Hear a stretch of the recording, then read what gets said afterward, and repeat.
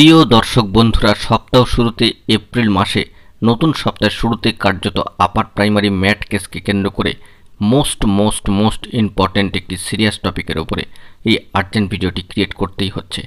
দুর্দান্ত কিছু ভালো সংবাদ থাকছে, অবশ্যই কোর্টরুমের গুরুত্বপূর্ণ খবর। বন্ধুরা, ভিডিওর মধ্যে সবটা প্রোভাইড করছি, গুরুত্বপূর্ণ ভিডিওটিকে সম্পূর্ণ শেষ পর্যন্ত শুনে বোঝবার চেষ্টা করবেন, ভিডিওটিকে শেষ পর্যন্ত দেখে নেবেন। যে সমস্ত বন্ধুরা চ্যানেলটি সাবস্ক্রাইব করেননি, সাবস্ক্রাইব করে নিয়ে সঙ্গে থাকবেন। চলুন কথা না বাড়িয়ে মূল আলোচনায় প্রবেশ করি। একেবারে নতুন সপ্তাহের শুরু, সোমবার দিন কর্মদিবস, কোর্টরুমে হয়ে গেল গুরুত্বপূর্ণ কিছু বার্তা এবং বিশেষ কিছু নির্দেশ। অবশ্যই দুর্দান্ত ভালো সংবাদ আপার প্রাইমারি ম্যাট কেসকে কেন্দ্র করে। যে ম্যাট কেস দীর্ঘায়িত একটি সময় ধরে দীর্ঘ প্রসেস মেনটেন করে ধাপে ধাপে এগিয়ে চলেছে। ধারাবাহিক শুনানি কার্যত আমরা একটা সময় দেখেছি, কিন্তু মাঝে কয়েকটা মাস কিন্তু এমনি অতিক্রান্ত হয়ে গেল। পেন্ডিং ছিল মামলাটি ম্যাট কেস 17 তারিখের জন্য, কিন্তু সেই 17 তারিখের ডেটটি কার্যত পরিবর্তিত হচ্ছে এবং এর পাশাপাশি ভালো খবর বেরিয়ে আসছে। আমরা আগেই জানিয়েছিলাম যে 20 তারিখের আশেপাশে ম্যাট কেস মেনশন সংক্রান্ত ফিক্সড সংক্রান্ত বিষয়ে গুরুত্বপূর্ণ ভালো খবর উঠে আসতে পারে। কার্যত সেই খবরই শিলমোহর পড়ল মহামান্য কলকাতা হাইকোর্টের ডিভিশন বেঞ্চে সম্মানীয় বিচক্ষণ বিচারপতির এজলাসে। কোর্টরুম 11 থেকে উঠে আসছে দুর্দান্ত ভালো কিছু সংবাদ। ম্যাট কেস মেনশন সংক্রান্ত বিষয়ে সপ্তাহ শুরুতে এই কেস ফিক্সড সংক্রান্ত বিষয় উঠে এলো নির্দিষ্ট একটি ডেডলাইন, আগামী 21 তারিখ। হ্যাঁ বন্ধুরা, 21/5/2024 তারিখ অত্যন্ত গুরুত্বপূর্ণ দিন হতে চলেছে। আরও একবার দুপুর 2টোয় আগামী 21শে মে অর্থাৎ 21/5/2024 তারিখের দিনটি অত্যন্ত তাৎপর্যবহ হয়ে উঠতে চলেছে আপার প্রাইমারি ম্যাট কেসের জন্য। একটি বিষয় লক্ষণীয় যে কোর্টরুমে সম্মানীয় বিচক্ষণ বিচারপতির 11 নম্বর কোর্টের এজলাসে অত্যন্ত গুরুত্বপূর্ণভাবে পজিটিভলি ভাবে এটাই বোঝা যাচ্ছে যে সম্মানীয় বিচারপতিরা কিন্তু যথেষ্ট অ্যাক্টিভ এই মামলা শোনবার জন্য এবং এই মামলাটিকে যে দ্রুত নিষ্পত্তির দিকে নিয়ে যেতে চাইছেন তা কিন্তু ভাবে বোঝা যাচ্ছে। অর্থাৎ সম্মানীয় বিচক্ষণ বিচারপতির এজলাসে 11 নম্বর কোর্টের ডিভিশন বেঞ্চে গুরুত্বপূর্ণভাবে এই যে ম্যাট কেসটি রয়েছে তার দ্রুত নিষ্পত্তি হোক, এমনটাই কিন্তু তারা হয়তো চাইছেন। সম্মানীয় বিচারপতিদের গভীর পর্যবেক্ষণ এটাই ইঙ্গিত করছে যে ম্যাট কেসের মুক্তি হওয়া কিন্তু প্রয়োজন। আর কটি হিয়ারিং হলে মুক্তি ঘটবে সে বিষয়ে ইতিপূর্বে আপনাদেরকে জানিয়েছিলাম, তবে সম্ভাব্য কিছু তথ্য কিন্তু সেখানে প্রোভাইড করেছিলাম। অফিসিয়ালভাবে এই সমস্ত বিষয়গুলি বলা মুশকিল, কারণ দেখেছি দীর্ঘ 1 মাসের খরা কাটানোর পরে আবারও কিন্তু ম্যাট কেসটি পেন্ডিং অবস্থা থেকে বেরিয়ে একটি নতুন শিডিউলে চলে আসছে এবং সেই খবর কিন্তু আপনাদেরকে ইতিমধ্যেই প্রোভাইড করে দিয়েছি।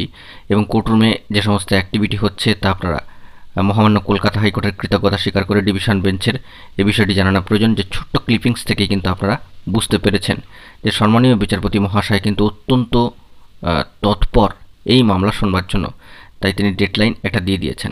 অবশ্যই ম্যাট কেস কিন্তু ফিক্সড হলো আপার প্রাইমারি ম্যাট কেস 638/2021 আগামী 21/5/2024 তারিখ দুপুর 2টোর সময়। তাহলে বন্ধুরা, সেই দিক থেকে দেখতে গেলে এই মে মাসের শেষের দিকে 2-3টে হিয়ারিং হয়ে কিংবা কমপক্ষে 2টি হিয়ারিং হয়ে যদি কোনো অর্ডার চলে আসে তবে কিন্তু ভালো দুর্দান্ত খবর কিন্তু বেরিয়ে আসতে পারে জয়েনিংকে কেন্দ্র করে, পাশাপাশি দ্বিতীয় দফা কাউন্সেলিংকে কেন্দ্র করে।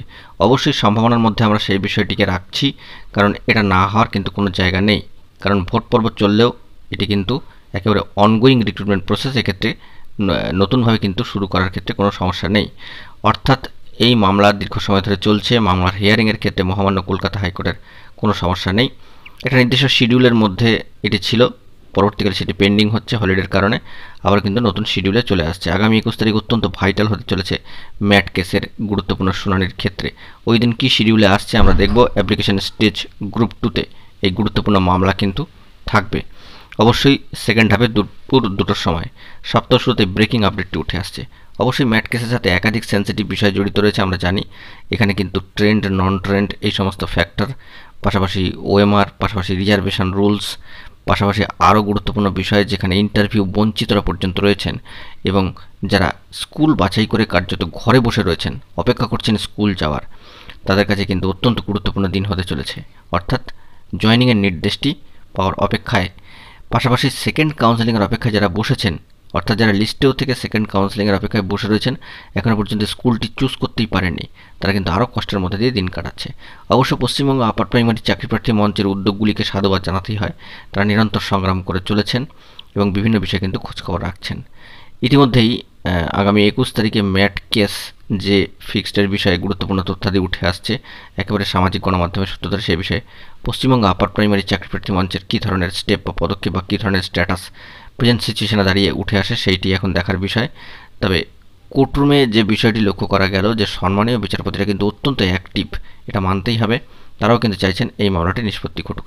বন্ধুরা, এই মামলাটির নিষ্পত্তির সাথে সাথে একাধিক বিষয়ের নিষ্পত্তি হওয়ার একটা সম্ভাবনার জায়গা কিন্তু থাকবে।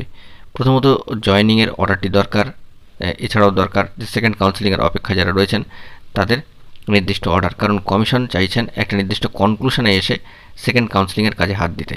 কারণ আমরা দেখেছি যে প্যারাটিচার বন্ধুদের জন্য 10% সংরক্ষিত সিটে যে কাজটি চলবার কথা শুরু হয়ে গিয়েছিল এবং নতুন শিডিউলও চলে এসেছিল, সেটি কিন্তু কার্যত পেন্ডিং হয়ে গিয়েছে, অর্থাৎ হোল্ড হয়ে গিয়েছে। এই সংক্রান্ত বিষয়গুলো মিটলে তবেই কিন্তু তা চালু হবে আবার নতুন করে, অর্থাৎ ভোট পর্ব মেটার পরে পরে।